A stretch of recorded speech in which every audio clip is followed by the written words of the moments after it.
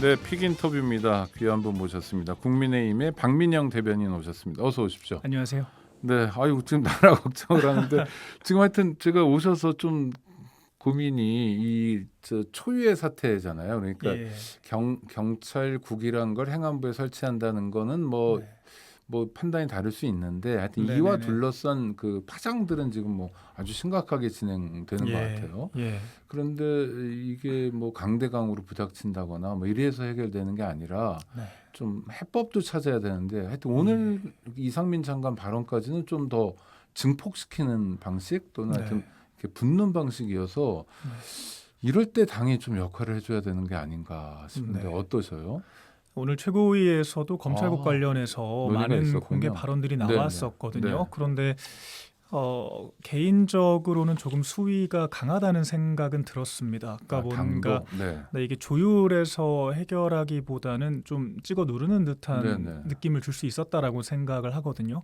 물론 저는 당에서 이야기하는 이야기들이 논리적으로는 타당하다라고 생각을 합니다. 왜냐하면 지금 검수완박이 좀 급하게 통과된 감이 있지 않습니까? 그런 의미에서 이제 검찰의 통제를 받았던 이제 경찰들이 사실 자신들만의 권력을 휘두를 수 있게 된 것이 사실이고 이에 대해서 통제가 필요하다라는 문제의식이 있는 것도 사실이거든요. 근데 네. 결과적으로 무엇을 가지고 통제할 거냐 여기에서 이견이 있는 것인데 엄밀히 따졌을 때는 이 민주적 정당성을 부여받은 이 행정부에서 통제를 하는 것이 저는 타당하다라고 생각을 합니다. 그런데 경찰은 지금 그게 맞지 않다라고 얘기를 하는 것이고요. 그런데 경찰 측에도 약간 아쉬운 부분이 그렇다면 구체적으로 좀 어떤 대안을 모색할 수 있느냐라고 했을 때 좀 애매한 것들이 사실이거든요. 좀 네. 시민사회의 감시 이 정도로 말씀을 하시는데 그것만 가지고는 부족하다라고 저는 생각을 합니다. 근데 결과적으로는 이게 말씀하신 것처럼 강대강으로 부딪히고 있는 상황이고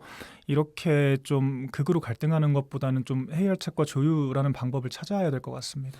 근데 경찰의 존재 이유도 사실은 치안 서비스를 시민에게 제공하는 네. 국민의 공복이고요. 뭐 정치의 존재 이유도 그러니까.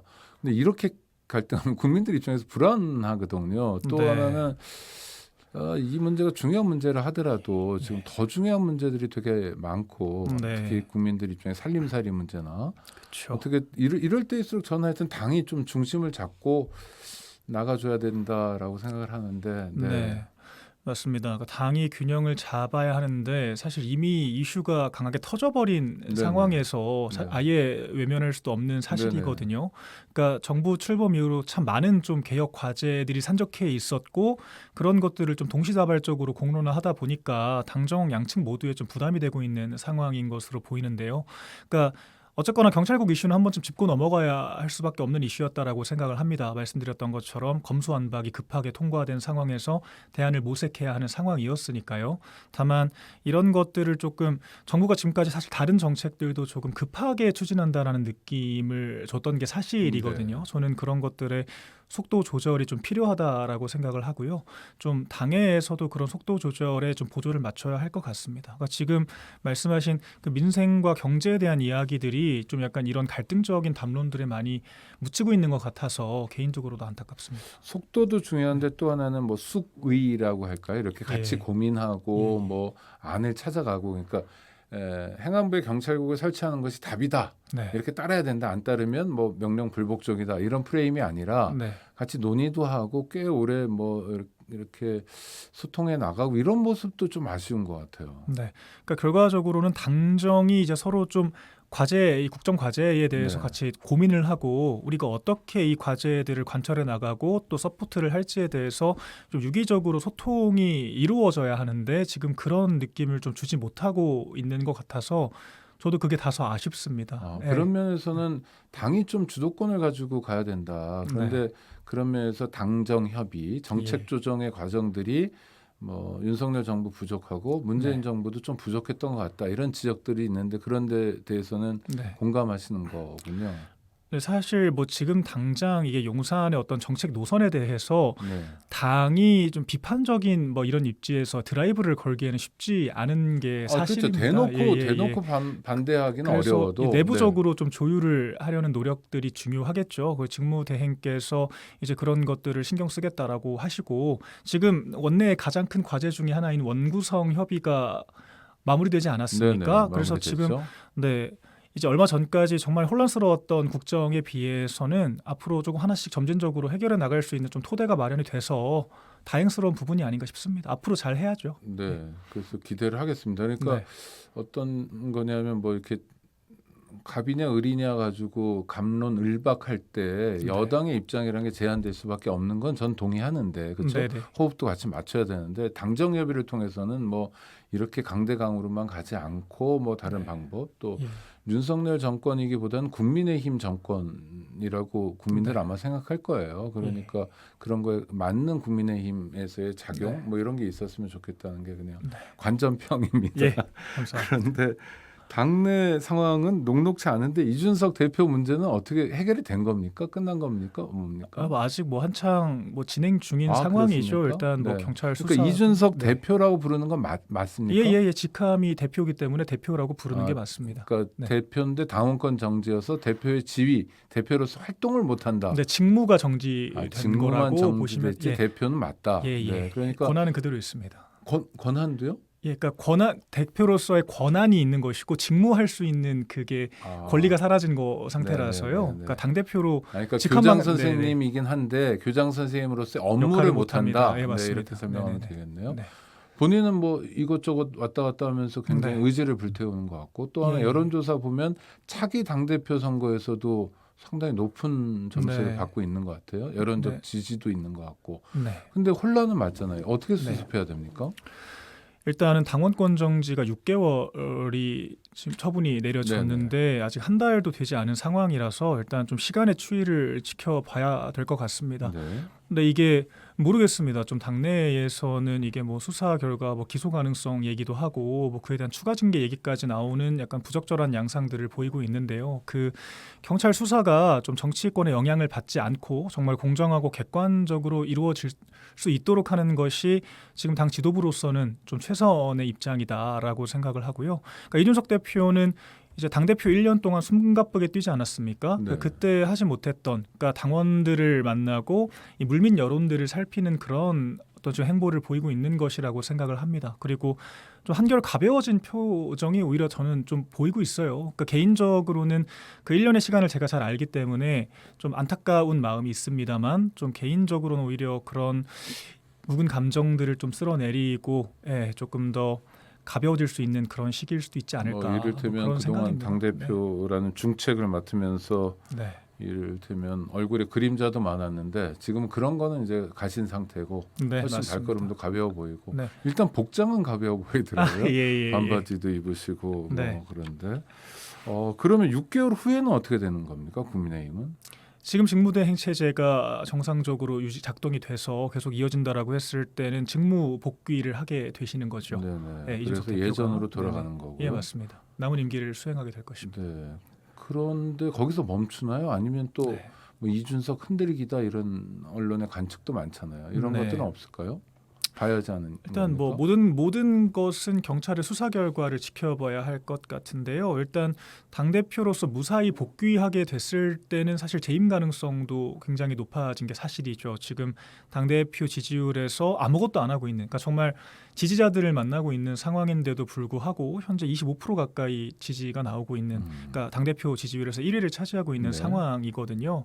아마 지금 당정 관계가 효과적으로 갈무리 되지 못한다면 이런 경향은 더 강해질 수 있습니다. 이건 당정에서, 그러니까 사실 당정에서 잘 갈무리를 해야 하는 부분이고, 이준석 대표 입장에서는 이 복귀 시점과 맞물려서 좀 지지율 반등 모멘텀을 만들 수 있다라면 이 재기의 기회로 삼을 수 있는 뭐 그런 상황인 것 네, 같습니다. 1년 전에 그 이준석 후보를 당 대표로 선출했던 네. 이를테면 당심 또 예. 민심 또 지금 직무정지 상태, 당원권 정지 상태인데도 불구하고 상당한 정도의 네. 다른 후보들보다 훨씬 많은 다른 사람들보다 많은 지지를 보내는 그 네. 마음은 어떤 마음이라고 보세요?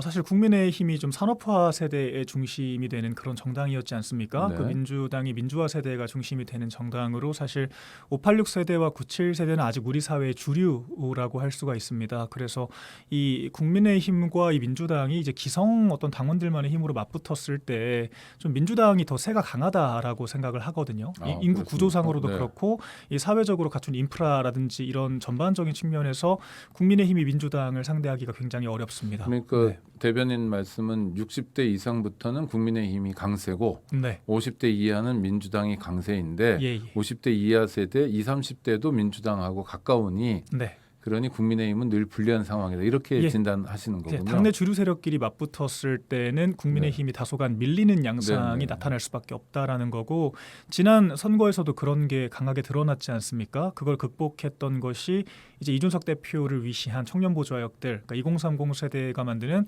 컨텐츠와 여론전의 힘이었다라고 생각을 하는데요. 지금 이제 그런 것들이 다시 좀 발현이 되지 못하고 있다 보니까 좀 당이 침잠하고 있는 게 아닌가 저는 그렇게 진단을 하고 있고요. 그래서 네, 좀 이준석 대표 복귀 그 모멘텀이 될 수 있다라는 것도 이제 같은 맥락에서 드리는 말씀이었습니다. 네. 그러니까 새로운 리더십이라는 게 여태까지처럼 하면 안 된다라는 네. 어떤 반성, 성찰에서 비롯됐다는 말씀으로 들리네요. 네. 그럼 이준석이라는 자연인 개인만 필요한 게 아니라 네. 이준석 같은 사람들이 여럿 있어야 되잖아요. 여럿 네. 또는 상당히 많이 네. 그런 준비는 어떻게 진행되고 있습니까? 이준석 대표가 저는 좀 세력을 만들 필요는 있다라고 네. 생각을 하는데 사실 지금은 그럴 수 있는 위치는 아니죠. 그렇죠, 지금 지금은, 지지자들을 만나고 있는 상황이니까 지금은 뭐 할 수 있는 최선을 다하고 있는 거다라고 생각을 하고요. 근데 복귀를 하셨을 때는 좀 진지하게 고민을 해볼 때라고 생각을 합니다. 왜냐하면 이게 또 당내 정치라는 것이 어떤 독자적인 담론과 어떤 지지 세력만 가지고 되는 건 아니기 때문에 결국 당내 기반이 필요한 것이거든요. 이제 이에 대해서 뭐 현명한 분이시니 계속 고민을 하면서 네, 어떤 뭐 변화를 추구를 하실 거라고 생각합니다. 네. 윤석열 대통령 지지율이 지금 낮은 거죠. 이에 30%대 초반 중반대에서 횡보를 하고 있는 것 같습니다. 네. 낮은 이유는 뭐라고 생각하세요? 뭐 아까 뭐 지금 경찰국 이슈에서도 나타났던 것처럼 좀 당정 간의 좀 효과적인 좀 협력이 이루어지지 못하고 있다. 저는 이런 생각이 좀 들어요. 그러니까 당정대의 좀 소통 기능 마비를 저는 계속해서 말씀을 드리고 있거든요. 네. 그래서 좀 엇박자를 내고 있는데 이를테면 뭐 정부에서 어떤 정책을 발표했을 때 뭐 등록금 규제 완화 뭐 이런 정책을 발표했을 때 거기에 대해서 규제 완화를 하면 그래서 앞으로 어떤 식으로 이렇게 약간 좀 학력 증진, 그러니까 이 교육의 질 증진을 위해서 노력을 할 수 있는 것인지와 또 저소득층은 그런 부담을 어떻게 경감시켜 줄 것인지 이제 이런 것들을 정부가 제시를 해야 되고 그를 기반으로 해서 이제 당에서도 정책적인 보조, 그러니까 메시지적 보조가 이루어져야 하는 것이거든요. 네, 그런데 그렇죠.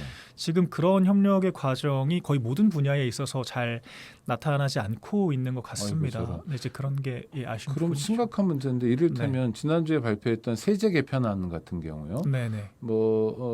법인세 최고세율을 25%에서 22%로 내린다는 얘기는 예전에도 몇 번 했지만 네네네. 그거 말고 구체적인 법인세 개편 방안 같은 예. 게 당하고 협의를 안 하고 그냥 기획재정부에서 나오는 건가요? 아니 협의를 안 했다라기보다는 정책을 발표할 때 정부가 조금 더 다듬어진 형태로 발표를 한다면 당에서 훨씬 보조하기가 편합니다. 이를테면 네네. 법인세 같은 것도 지금 민주당에서는 법인세가 곧 재벌세다 이런 프레임으로 공격을 하고 그렇죠. 있는 부자 감세, 것이거든요. 부자 편대기다. 네, 그럼 이런 주장을 당에서 하죠.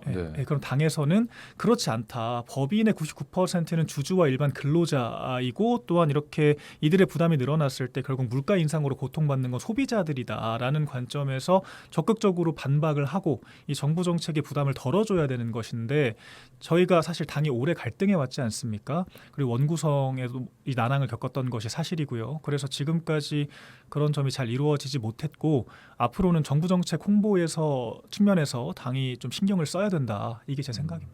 그러니까 단순히 정부 정책을 홍보하는 데서 멈추지 마시고 네. 정부 정책을 좀 견인도 하시고 이런 역할을 하시는 게 그래야죠. 특히 그래야죠. 지금 원내대표가 당대표 권한대행인데 대표적인 윤핵관이고 그래서 그냥 일방적인 호흡 맞추기만 강조할 가능성도 좀 있잖아요. 약간 그런 불안감 같은 게 있고요. 네. 또 하나는 대통령실 사적 채용 같은 경우도 네.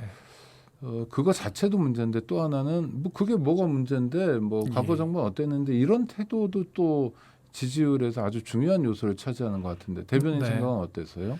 그러니까 사실 저도 이 고민정 의원과 최근에 설전이 맞아요. 그러셨죠. 있지 않았습니까? 근데 제가 네. 그때도 지적을 한 것이 고민정 의원이 사적 채용 의혹에 대해서 대통령이 뭐 직접 해명하라는 식으로 이야기를 하셨어요. 네네. 그런데 엄밀히 따지면 고민정 의원도 사적 채용이 된 것이거든요. 그러니까 그렇습니까? 본인은 네. 14년 차 경력이라고 말씀하시지만 어쨌거나 그런 경력을 가진 사람이 다수 있는데도 불구하고 뭐 어떤 추가적인 검증 절차 없이 임명이 되셨습니다. 그렇다면 이게 뭐 어떤 뭐 지인이 됐건 뭐 지인 찬스가 됐건 뭐 캠프에서 뭐 일을 도왔던 것에 대한 보상이 됐건 어쨌거나 사적 채용이 된 것인데, 그리고 과거의 모든 정부 앞으로도 그럴 것이고 대부분이 다 공개 채용을 통해서 대통령실을 채우진 않을 것인데 물론요. 너무 네. 이런 것들을 좀 포괄적으로 공격을 하고 있다. 그러니까 마치 이게 공정한 방식으로 채용하지 않았기 때문에 모두 사적 채용이고 문제다라는 방식으로 비판을 하는 거. 그렇게 얘기하는 것 같지는 않고요. 네. 그중에 몇 분 있잖아요. 이렇게 네네. 강릉에서 오신 예, 예. 분이나 몇 분에 대해서 지적하는 거. 네. 근데 그런 것은 그러면 이를테면 설명이 있어야 될 것 같아요. 네. 그런데 그 설명이 뭐 영어 잘해요, 뭐 예. 이런 정도의 설명은 좀 부족한 게 아니냐. 그렇죠. 그러니까 그런 부분을 네. 콕 집어서 사실 정확히 구분짓기를 하시면 저희가 거기에 대해서 답변을 드릴 네네, 책임은 그렇죠. 있다라고 네네. 생각을 합니다. 그런데 그때 계속 이 대통령실에서 이야기를 하는 것처럼 결과적으로 이 선거 캠프를 열심히 뛴 입장에서 이게 어떤 당의 노선, 그러니까 어떤 정부의 노선과 일치하고 방향성이 일치하고 업무 연속성상 측면에서 구급 별정직에 임명하는 것 그 자체를 문제라고 하는 건 전 그렇게 보기는 어렵다라고 생각을 하거든요. 다만 이 논란이 되는 건 결과적으로 이해충돌 여부, 그리고 뭐 이제 뭐 투잡을 띄웠다, 뭐 이제 이런 계속 논란들이 나오고 있지 않습니까? 여기에 대해서는 좀 더 구체적인 해명이 필요하다라는 생각은 있습니다. 그러니까 인사 문제에서 이를테면 장관 후보자들도 여러 분이 있는데 뭐 예. 적격이다 부적격이다 이런 논란이 있을 때 당에서 정리하는 모습도 있거든요. 예. 누구는 자진 사퇴하는 게 맞다든지 네네네. 하면 또 이렇게 좀 물꼬가 트이고 이런 면 있잖아요. 네네. 대통령이 지명했어도 네. 특히 정권 초기니까 그 임명권을 존중한다 하더라도 부족한 걸 보완하는, 그래야 이제 전체적인 작품이 잘 나온다 이런 생각이 드는데 네. 그러면 사적 채용이든 어떻든 간에 당에서 해줄 몫이 있다. 제가 오늘 계속 같은 말씀만 네네네. 드리고 근데 있네요. 사실 네. 저희가 아예 그런 것들을 노력을 안 했던 건 아닙니다. 네네, 그럴 수 저희가 있어요. 네. 초기 장관 이 내각 인선 때부터 뭐 정호영 장관 후보자 뭐 같은 경우부터 네네. 해서 당에서도 비판의 목소리가 있었고요. 공개적으로도 비판을 하는 사람들이 있었습니다. 뭐 저나 김용태 최고 뭐 의원도 이제 뭐 그런 어떤 국민적 여론 공분을 사고 있는 그런 후보자에 대해서는 비판을 했었고요. 다만 이게 정부 입장에서도 저희가 그것들을 비판적인 관점으로만 또 바라봤을 때 또 큰 부담이 되는 게 사실이거든요. 네. 또한 정부 입장에서도 논란이 되는 후보들을 모두 다 배제하는 형태로 갈 수는 없습니다. 그러니까 문재인 정부 얘기 꺼내서 죄송합니다. 네. 사실 그때 그 20명 남짓한 장관급 인사 초기 내각 인사들 중에서 본인들이 이게 얘기했던 5대 인사 배제 원칙에 그 원칙에 어긋나지 않는 인사 한 5명 남짓밖에 되지 않았었거든요. 그래서 전 현실적인 문제에 대해서 이 당과 당이 여야가 서로에 대해서 좀 책임지지 못할 그런 어떤 도덕적 눈높이를 만드는 것에 대해서는 장차 지양해 나가야 한다라는 생각이 기본적으로 있고요. 또한 이 장관 인사가 계속 비어 있을 때, 이 국정 공백이 길어졌을 때 또 발생할 수 있는 문제가 있기 때문에 저희가 이제 피드백은 드리되 당장 어떤 현실적인 문제와 적당히 타협도 필요한 부분이라고 생각을 합니다. 다만 이것을 해명할 때는 국민들께 충분히 양해를 구하고 사과하는 과정이 있어야겠죠. 네, 알겠습니다. 그런 그 윤석열 윤석열 대통령의 지지도와 관련해서 많이 지적하는 게 태도의 문제도 있으니까 네. 박민영 대변인 같은 태도면 좀 점수를 받을 것 같다는 생각도 드는데요. 당에서 많이 안내해 주시고 이끌어 주시고 그래서 네. 윤 정권이 성공했으면 하는 바람이어서 몇 가지 여쭤봤습니다. 오늘 인터뷰 함께해 주셔서 예. 감사합니다. 네, 감사합니다. 고맙습니다.